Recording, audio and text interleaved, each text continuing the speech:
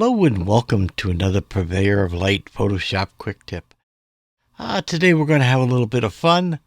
We're going to take us back in time to a simpler time. We're going to take photographs today and we're going to turn them into the vintage look that was used on postcards years ago. And for those of us old enough to remember what postcards were, they were quite popular. Every time you went on vacation or went anywhere in the world, you always had to turn around and buy postcards and then mail them back to friends and family.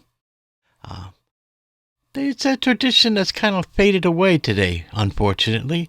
I think it had a lot of nice things. I personally enjoyed receiving postcards in the mail, but a different time.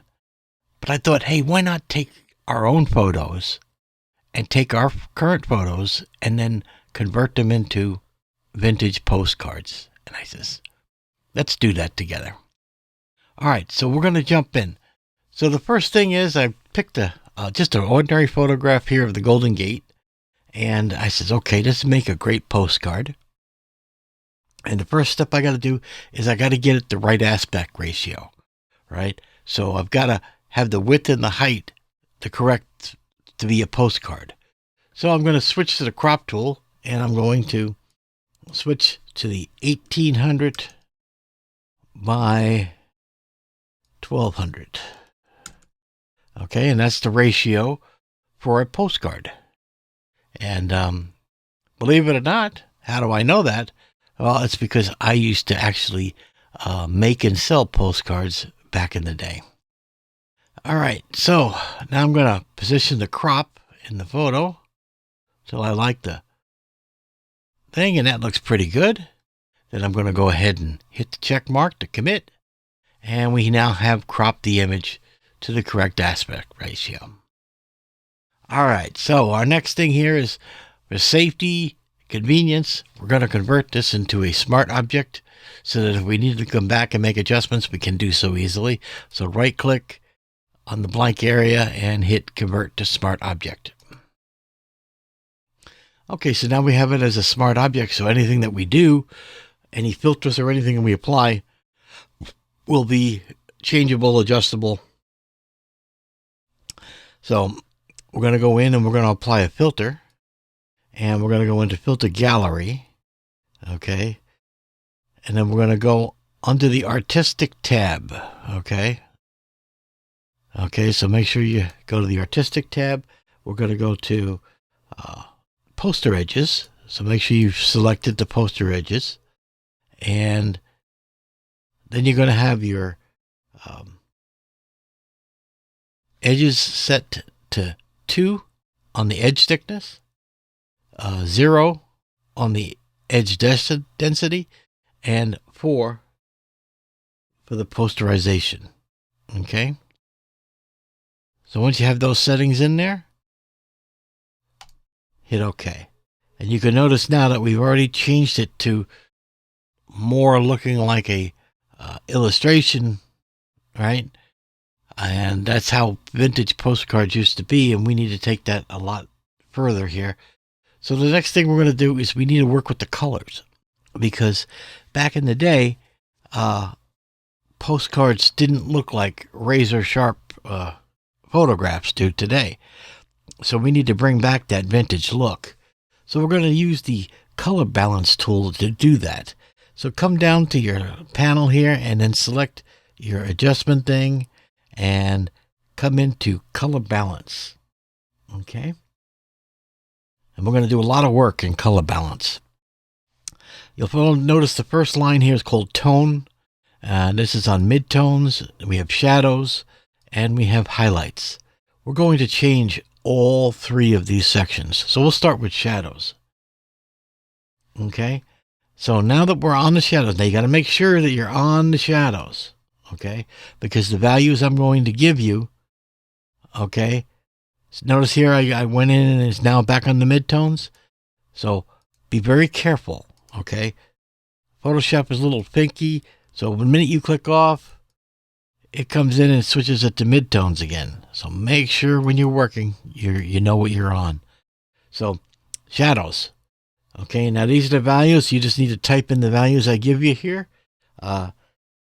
Negative 32 on the magenta line. And for the yellow-blue line, we're going to go negative 72. Okay, and you'll notice that we're changing the actual color balances of the image. So now that we have the shadows done, we need to turn around and do the midtones. So now under the midtones, I want to go on the cyan line plus 22. And we're going to do on the magenta line negative 17.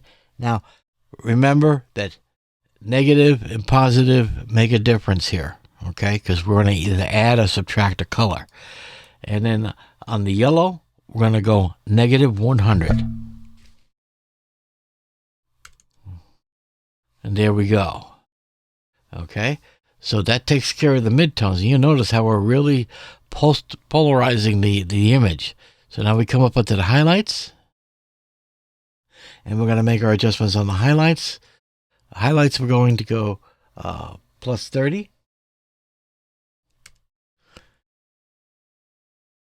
And we're going to do a minus 60 on the magenta line. And we're going to do a negative 68 on this line. Okay, so we've done our highlights, our midtones, and our shadows.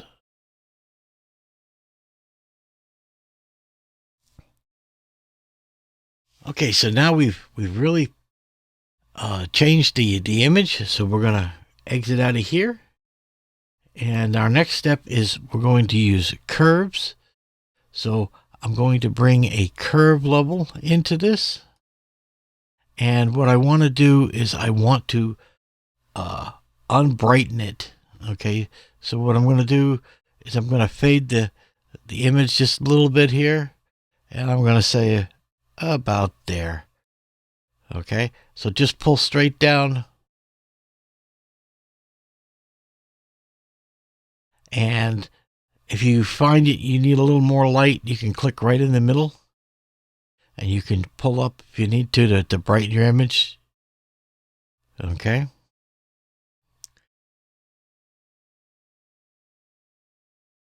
Okay.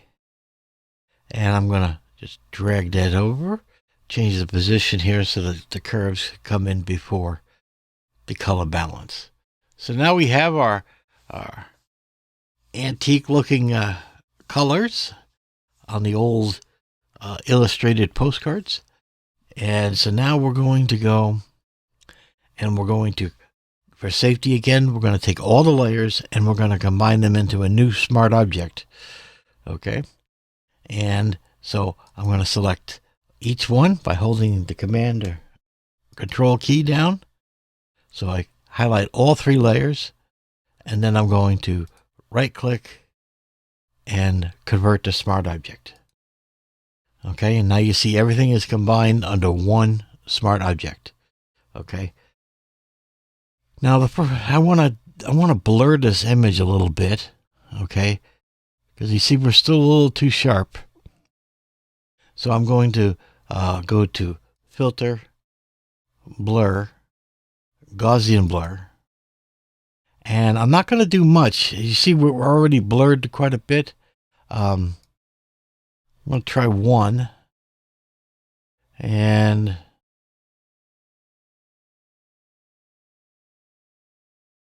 actually, I'm just going to do one. One is sufficient on the blur, so I can turn preview off. You can see, now I don't know how this will translate on YouTube's compression, but we're just blurring it just slightly so it takes the edge off that photograph. Okay, so now we're looking pretty good. And so we've got to continue on working with this. We need to give this thing some texture, make it that postcard, that antique postcard look. So again, we're going to go up to filter, and then we're going to go to filter gallery. And this time we're going to be going to texture. So I'm going to close up artistic, and I'm going to go down to texture. And under texture, I have texturizer, and I'm going to work with that. All right. And so the texturizer, I am then going to, with the texturizer selected, I'm now going to make sure that I have selected canvas. Okay, you could try the different looks, which you prefer. I'm just going to stick with canvas, and I am going to, let's see, we're going to mess with the scaling.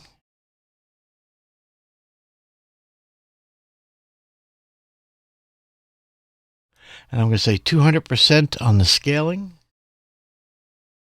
On the relief, okay, I'd say 5 looks pretty good on the relief. And the light is coming from the top. Okay, so make sure you're on the top. And again, you can see how much of effect we're bringing that texture in and making that old vintage photograph to the postcard look. And so we're going to go ahead and hit OK. Okay, so now we've got our thing looking pretty good. We've got ourselves looking like an old vintage photograph. And now we're going to go in and we are going to bring some text in. And so, again, text totally up to you, your taste and so forth. I'm going to use brush script font, but you can most certainly use any font you wish. And I'm going to type in here, and it was traditional back in the day to name the place that you were depicting in your postcard. So I'm just going to do that. The Golden Gate, and again,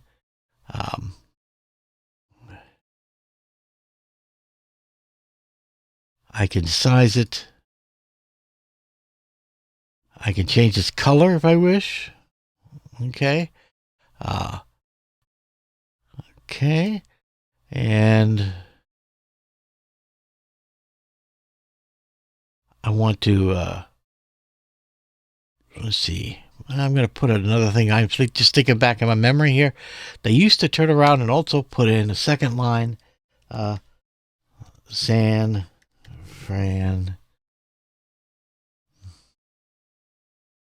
Francisco. Because when you were traveling, it was traditional to do so. Okay, so now I have my 2 lines of fonts. I'm going to increase this top line. So I'm just going to highlight the first part of it, and I'm going to increase it to a decent size. Okay. And that looks pretty good. I'm going to put it on center. I'm going to do the same thing with the other one and center it on this one. And I want to take the second one and make it smaller in font. So I'm going to lower the font of that. Okay, and then I'm going to use the move tool, and I'm just going to move this whole thing over.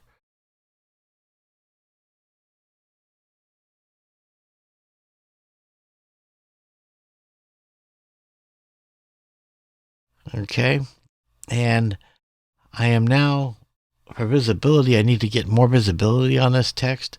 I'm going to use the FX tool here, and I'm going to select stroke. And you're going to put a stroke around it, and how thick of a stroke, that's entirely up to you, your tastes. You can go pretty obnoxious on the stroke here. I'm going to go 1. Let's see what 2 is. 2 isn't too bad. Okay, and then I got to decide if I want to put a drop shadow. So into the FX.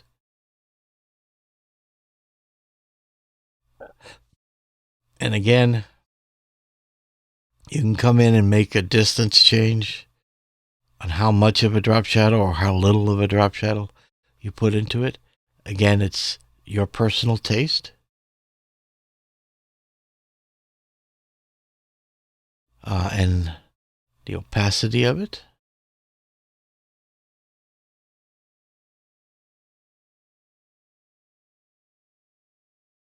Okay, so that's pretty good there. And again, that's how postcards were back in the day. They were these almost illustrations with the location on the front and that. One other thing I want to do here is because the text doesn't match the texture thing, we need to bring the text in and we need to make it a smart object as well. Okay, so let's see. We'll try this again.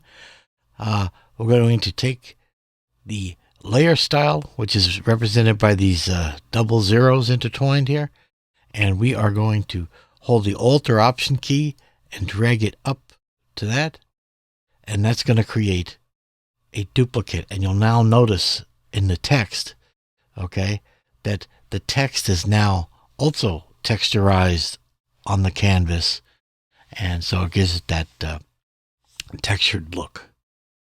So there you go. We have created our digital antique vintage postcard. And again, you can do this with any of your own photos, and you can make alterations and twists and desires. And I think you'll have a lot of fun doing this. So go ahead and jump on your computer and go ahead and give it a try. And then print it out. Make a postcard for someone.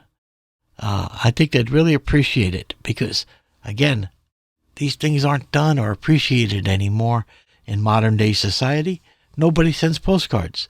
So let's bring back a little bit of the past. Till next week, you guys take care.